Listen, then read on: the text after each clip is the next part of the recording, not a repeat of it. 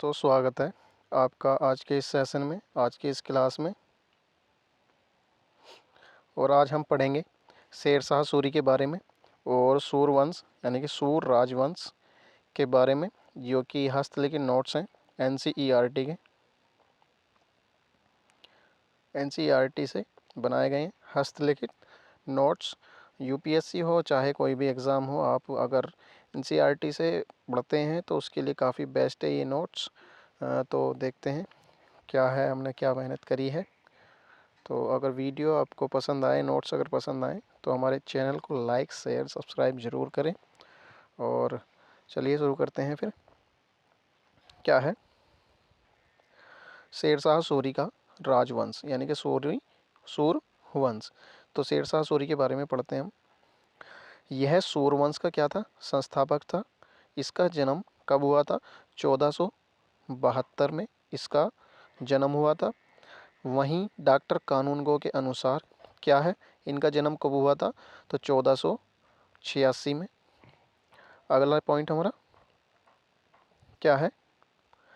1537 में जब हुमायूं 1537 में जब हुमायूं कहीं सुदूर अभियान पर थे, तब शेर शाह ने क्या बंगाल पर कब्जा कर इस वंश का स्थापना की थी। कहाँ पर? बंगाल पर।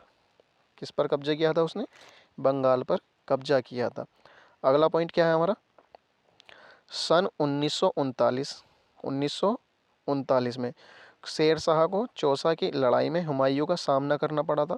किससे लड़ाई हुई थी? 1539 में हुमायूं और शेर शाह के बीच लड़ाई हुई थी, जिसमें शेर शाह क्या हुआ था? जीत गया था चौसा के युद्ध में। अगला नेक्स्ट पॉइंट क्या है हमारा? देखते हैं। अब देखते हैं हम सूरी जो राज्य था, साम्राज्य था, वो कहाँ से कहाँ तक था। ये आप मैप में देख सकते हैं। इधर का एरिया, ये सहरा किस पर था? सूरी राजवंश पर हो चुका था, यानी कि शेरशाह सूरी का साम्राज्य स्थापित हो चुका था। तो क्या था इसका साम्राज्य?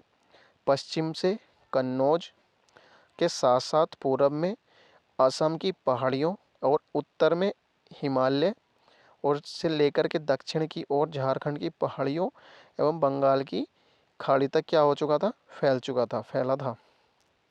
कहाँ तक फैला था? बंगाल की खाड़ी तक फैला हुआ था। अगला नेक्स्ट पॉइंट क्या है हमारा? देखते हैं। सूरी राजवंश यानी कि सूरी वंश, जिसने केवल 1540 ईस्वी से लेकर 1555 तक भारत पर शासन किया। किस पर शासन किया था? भारत पर शासन किया था। कुल 7 राजाओं ने शासन किया। कितने राजाओं ने शासन किया था? सूरवंश के 7 राजाओं ने। कब से लेकर कब तक? 1540 से लेकर 1555 तक, जिसमें केवल इसका संस्थापक शेरशाह सूरी ही सबसे महान शासक था और बन के सामने आए थे। यानी कि शेर खान के नाम से इनको जाना जाता है। किसके नाम से जाना जाता है इनको? शेर खान के नाम से इनको जाना जाता है। शेर खान किसके नाम से? शेर खान के नाम से इसको जाना जाता है। इसको पहले फरीद के नाम से जाना जाता है। यानी कि जो बचपन का नाम था वो हमारा फरीद था। कहाँ था? फरीद था। नोट क्या है? इनका जन्म बिहार के सासाराम में एक जागीरदार के घर हुआ था। इसने केवल 5 वर्ष ही शासन, परंतु यह 5 वर्ष काफ़ी क्या थे? बहुत ही महत्वपूर्ण थे प्रशासन के लिए। प्रशासन के तौर पर गुजरा, बहुत ही महत्वपूर्ण प्रशासन के तौर पर ये गुजरा था। यानी कि बहुत ही इम्पोर्टेंट इसका शासन रहा था। अगला पॉइंट क्या है?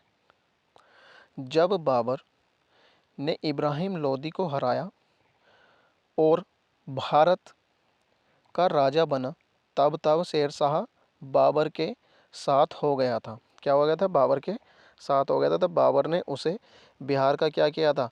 राज्यपाल नियुक्त कर दिया था। क्या तथा बाबर की मृत्यु के बाद जब मुगल प्रशासन अस्तित्व हुआ, तब शेरशाह सूरी अपने स्वतंत्र राज्य की क्या कर चुका था? स्थापना कर चुका था। अगला है बिल्कुल एनसीईआरटी ओरिएंटेड। नेक्स्ट क्या है? देखते हैं। क्या शेरशाह द्वारा लड़े गए प्रमुख युद्ध? शेरशाह के द्वारा कौन कौन से युद्ध लड़े गए थे हमारे? पहला है खोखरो का दमन। किसका? खोखरो का दमन। किसका दमन? खोखरो का दमन। क्या है ये? क्या है? खोखरो का दमन में क्या था? इसने उत्तरी सिंधु और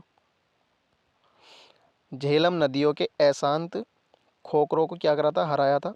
दूसरा था बिहार की विजय 1534 में सूरजगढ़ के लड़ावे में जो गयासुद्दीन महमूद शाह की सेना को शेर खान ने हराया था, जिससे संपूर्ण बिहार पर क्या किया था? अपना अधिकार जमाया था।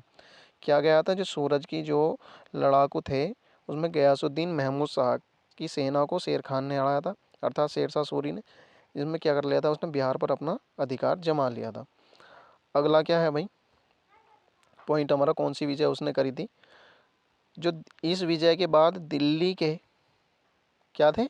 दिल्ली के सुल्तान का ताज पहना और हुमायूं को भारत से बाहर सॉरी ये वो था बंगाल विजय थी।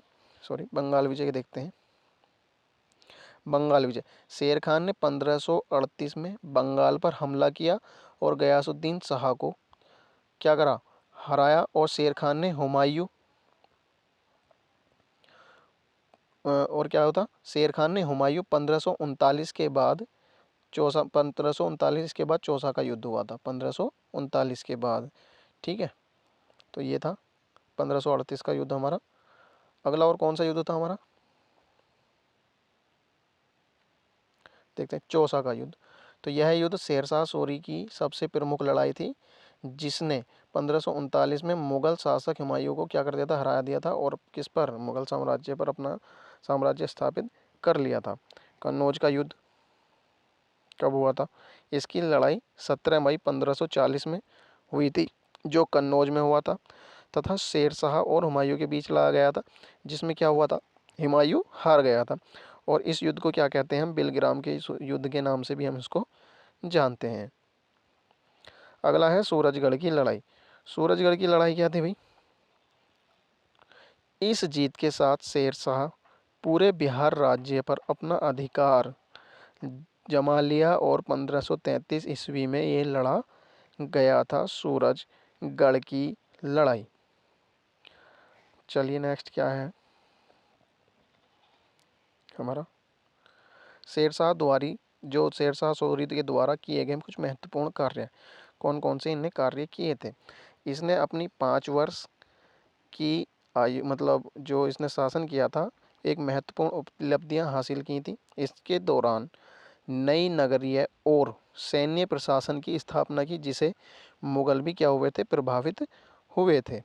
इसने पहला रुपया जारी किया था। सबसे बड़ी बात, भारत में डाक व्यवस्था को पुनः संगठित किया था इसने। और इसने क्या किया था? इसने अफगानिस्तान में काबुल से लेकर बांग्लादेश के चटगांव तक grand trunk road GT road को क्या करा था? बढ़ाया था, बनवाया था और निर्माण करवाया था। इसकी मरम्मत करवाई थी कब? 16वीं सदी में। इसने और क्या किया था? इसने तांबे और चांदी के सिक्कों का अनुपात स्थापित किया। इसने सोने चांदी के सिक्के बनवाए, जिसका उपयोग अपनी आर्थिक स्थिति को मजबूत करना था तथा मुद्रा प्रणाली को क्या करना था? बढ़ावा देना था। और क्या कह रहा था इसने? इसने दाग पद्धति की स्थापना की, जिसे कभी कभी घोड़ों की ब्रॉडिंग के रूप में क्या क्या की जाना जाता था। और क्या है? रह ए आज़म, मतलब इसने ग्रैंड ट्रंक रोड के नाम से भी जाना जाता था, जो इसकी सबसे बड़ी बुनियादी उपलब्धि में से क्या थी? एक थी। अगला, इसके द्वारा निर्मित स्मारक कौन कौन से हैं? तो रोहतास का किला शेरशाह सूरी के द्वारा ही बनवाया गया था। पटना में शेरशाह सूरी मस्जिद शेरशाह सूरी के द्वारा। पुराना किला दिल्ली में, किला पुराना किला जिसको हम कहते हैं पुराना किला, और एक दिल्ली में किला। क्या किला? एक कुन्हा नामक मस्जिद का निर्माण किसने करवाया था? शेरशाह सूरी के द्वारा करवाया गया था। इसकी पुस्तकें कौन कौन सी हैं हमारी? तो तारीख है शेरशाही, अब्बास खान सरवानी। तारीख़-ए-अफ़गानी, तारीख़-ए-ख़ान जहानी, और क्या है मख़ज़ान-ए-अफ़गानी, और दिल्ली के पठान राजाओं का इतिहास, और क्या है पठान सर ओलाफ़ कैरो। ठीक है, ये थे। इसका जो मकबरा है शेरशाह सूरी के नाम से प्रसिद्ध सासाराम में स्थित है। किसका? जो शेरशाह सूरी का मकबरा है वो सासाराम में स्थित है, जो कि बिहार में पड़ता है। अगला और क्या क्या है देखते हैं। इसका जन्म रोहतास जिले में सासाराम में हुआ। ठीक है, इसकी मृत्यु 22 मई 1545 बुंदेलखंड कालिंजर में हुई। 17 मई 1540 से 22 मई 1545 तक इसने अपना शासन किया। और नोट क्या है, 1545 को शेरशाह सूरी कालिंजर किले की घेराबंदी करते समय बारूद के विस्फोट से मारा गया था। ठीक है, और क्या है नेक्स्ट पॉइंट हमारा, सूरवंश का पतन कैसे हुआ। बात करते हैं हम सूरवंश के पतन के। तो सूरवंश का पतन, दुर्भाग्य से उनके उत्तराधिकारी अयोग्य हुए और पारंपरिक अफगान प्रतिद्वंदिता के शिकार हो गए, जो सूरवंश के पतन का क्या बना था, मुख्य कारण बना था। इस वंश के अर्थात सूरवंश ने लगभग 15 वर्ष तक किया था शासन किया था, और इस दौरान भारतीय उपमहाद्वीप पर महत्वपूर्ण आर्थिक प्रगति, प्रशासन सुधार देखने को मिला। ये थे हमारे सूरवंश के कुछ महत्वपूर्ण पॉइंट जो शेरशाह सूरी से संबंधित थे। आप किसी भी एग्ज़ाम की अगर तैयारी कर रहे हो, काफ़ी बेस्ट आपके लिए होगा। तो आप चाहे यूपीएससी कर रहे हो या और किसी की भी कर रहे हो, बहुत ही मोस्ट इम्पोर्टेंट ये टॉपिक था। अगर वीडियो आपको पसंद आई हो तो लाइक करें चैनल को, और सब्सक्राइब करें, और दोस्तों के साथ शेयर भी करें। धन्यवाद।